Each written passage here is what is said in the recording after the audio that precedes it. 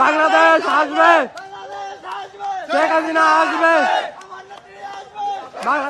আসবে, বাংলাদেশ আসবে।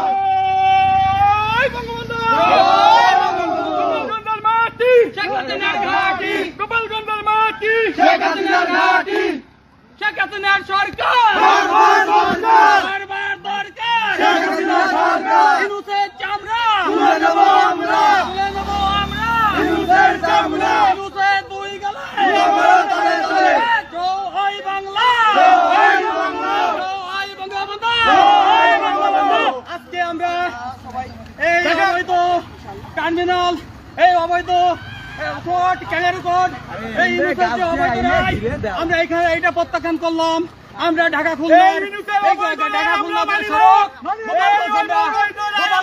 বন্ধ করে দিলাম এবং মাটি আওয়ামী লীগের ঘাঁটি, এই গোপালগঞ্জে কোন ইউনূসের প্রশাসনের এইখানে কোনো ঠাঁই নাই। এইখানে একমাত্র আওয়ামী লীগের কথা চলবে। আওয়ামী লীগ রাজপথে আছে। আজকে আমরা সারাদিন অবরোধ করবো। জয় বাংলা, জয় বঙ্গবন্ধু, ইউনূসের চামড়া আমরা, ইউনূসের তুই গেলে